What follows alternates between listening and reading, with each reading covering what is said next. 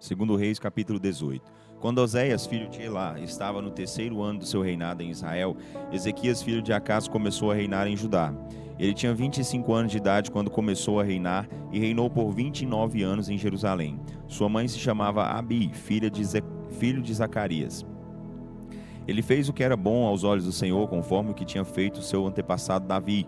Ele retirou os altares idólatras dos altos das colinas, quebrou em pedaços as colunas, derrubou os vergonhosos postes ídolos e despedaçou a serpente de bronze que Moisés tinha feito, porque o povo de Israel vinha adorando essa serpente e queimava incenso a ela. Neustã foi o nome que deram a esta serpente. Ezequias tinha uma grande confiança no Senhor, o Deus de Israel. Na verdade, nenhum dos reis antes ou depois dele andou tão perto do Senhor quanto ele. Ele seguia o Senhor em tudo e obedecia cuidadosamente aos mandamentos que Deus tinha dado a Moisés. Por isso, o Senhor estava com ele e o rei era bem-sucedido em tudo o que fazia. Ezequias rebelou-se contra o rei da Assíria e deixou de pagar impostos a ele. Ezequias venceu os filisteus, chegando até Gaza e os seus arredores, destruindo cidades grandes e pequenas, inclusive a cidade fortificada. No quarto ano do reinado de Ezequias em Judá, o sétimo ano do reinado de Oséias, filho de Elá, em Israel, aconteceu que Salmaneser, rei da Assíria, atacou Israel e começou a cercar a cidade de Samaria. 3 anos depois, no sexto ano do rei Ezequias em Judá, o nono ano do rei Oséias em Israel, Samaria foi conquistada pelos inimigos. Foi nesse tempo que o rei da Assíria deportou os israelitas para a Assíria e os fez morar na cidade de Halá, ao longo das margens do rio Rabó, em Gozã, e nas cidades dos Medos. Isso aconteceu porque os israelitas não quiseram atender o Senhor, o seu Deus. Eles não cumpriram a aliança feita com Deus e desobedeceram às leis que lhes foram dadas por Moisés, o servo do Senhor. Mais tarde, no 14º ano do reinado de Ezequias, Senaqueribe, rei da Assíria, cercou e tomou todas as cidades fortificadas de Judá. O rei Ezequias mandou ao rei da Síria, que estava em Laquis, esta mensagem: Rei, estou pronto a pagar tudo que você exigir, contanto que se retire daqui. O rei da Síria exigiu de Ezequias, rei de Judá, 10 toneladas e meia de prata e 1.050 quilos de ouro. Para juntar toda essa quantia, Ezequias usou toda a prata que estava guardada no templo e nos cofres do palácio, e teve ainda de arrancar o ouro das portas do templo e dos batentes das portas que haviam sido cobertos com ouro, e entregou tudo ao rei da Assíria. Apesar disso, o rei da Assíria mandou de Laque seu comandante do campo, seu principal tesoureiro e o chefe do seu estado-maior.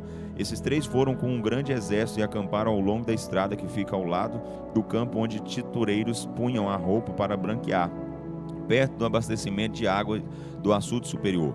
Exigiram que o rei Ezequias fosse falar com eles, mas em vez de ir, o rei mandou uma comissão formada dos seguintes homens: Eliaquim, administrador dos negócios reais, Sebna, secretário do rei, e Joá, o homem que escrevia a história do reino. Então o comandante do campo assírio mandou este recado ao rei Ezequias: O grande rei da Assíria diz: Em que você baseia sua confiança? Você precisa de mais do que simples promessas de auxílio antes de se revoltar contra mim. Mas qual dos seus aliados lhe dará alguma coisa mais do que palavras? O Egito. Se você apoiar no Egito, vai descobrir que ele não passa de uma vara sem resistência, que se quebra sobre o peso do seu corpo e ainda penetra na sua mão. O faraó, rei do Egito, não merece a mínima confiança. E se vocês me disserem: Confiamos no Senhor, o nosso Deus, para nos livrar, lembre-se que foram os altares desse Deus que estavam nos altos dos montes que você destruiu, pois você diz a todos de Judá e Jerusalém: adorem diante do altar que está em Jerusalém.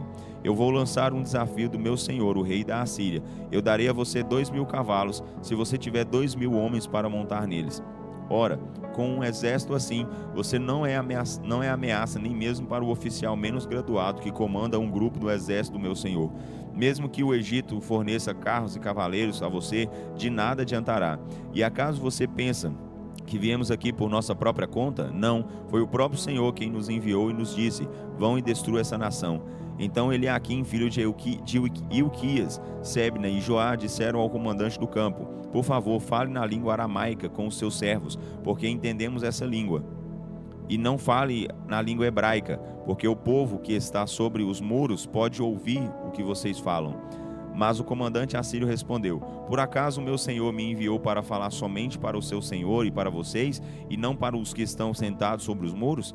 Pois eles também estão condenados como vocês a comer as próprias fezes e a beber a sua própria urina.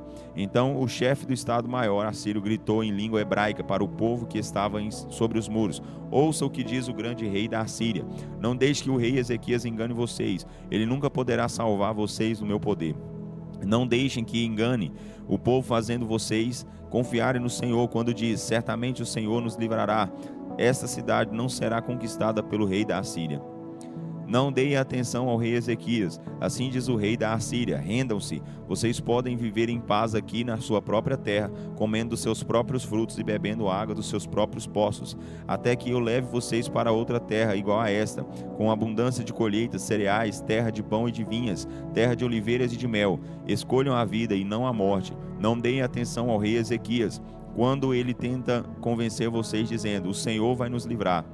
Vocês já viram o Deus de alguma outra nação livrá-la da mão do rei da Síria? O que aconteceu aos deuses de Ramote, de Arpade, de Sefarvaim, de Rena, de Iva? Acaso eles livrarão Samaria das minhas mãos? Qual o Deus que alguma vez pôde livrar qualquer nação do meu poder? Diante disso, o que faz vocês pensarem que o Senhor poderá salvar Jerusalém das minhas mãos? Porém, o povo que estava sobre os muros ficou em silêncio, porque o rei lhes tinha ordenado: não falem nada.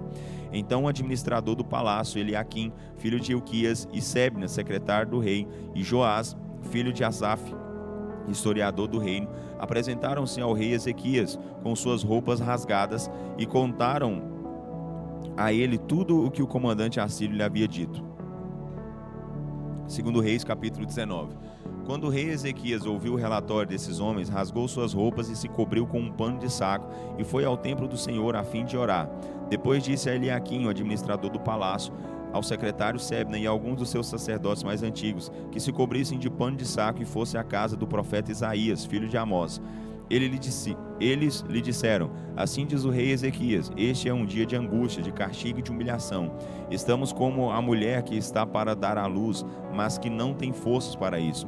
Mas pode ser que o Senhor, o seu Deus, tenha ouvido as palavras do comandante do campo assírio, a quem o Senhor dele, o rei da Assíria, enviou para desafiar o Deus vivo. Que o Senhor, o seu Deus, o repreenda pelas palavras que ouviu. Ó Isaías, suplique a Deus em favor dos poucos de nós que sobrevivemos. Quando os oficiais do rei Ezequias levaram a mensagem a Isaías, ele respondeu: digam ao meu senhor que assim diz o Senhor: não fique preocupado com as palavras que você ouviu, com as blasfêmias que os assírios falaram contra mim. Eu farei com que o rei da Assíria receba más notícias de casa, e ele resolverá voltar. O Senhor tomará providências para que ele seja morto à espada quando chegar lá. Então o comandante de campo foi procurar seu rei em Libna, porque recebeu o aviso de que o rei tinha saído de Laques. Logo depois o rei Senaqueribe recebeu notícia de Tiraca, rei etíope do Egito, que o rei etíope do Egito vinha atacá-lo. Antes de sair para enfrentá-lo, ele mandou este recado ao rei Ezequias: diga a Ezequias, rei de Judá, não se deixe enganar por esse Deus em que você confia. Não acredite quando ele diz: Jerusalém não cairá nas mãos do rei da Assíria. Você bem sabe o que os reis da Assíria fizeram por onde passavam. Eles destruíram tudo sem deixar nada. Porque você seria tratado de modo diferente? Por acaso os deuses das outras nações os livraram? Os deuses de Gozã, Harã, Resef e do povo de Éden, da terra de Telassar? Os que foram reis da Assíria antes de mim destruíram todas elas. O que aconteceu ao rei de Ramate e ao rei de Arpade? E onde estão os reis de Sefarvaim, de Rena e de Iva? Ezequias pegou a carta das mãos dos mensageiros e a leu. Então foi ao templo do Senhor e a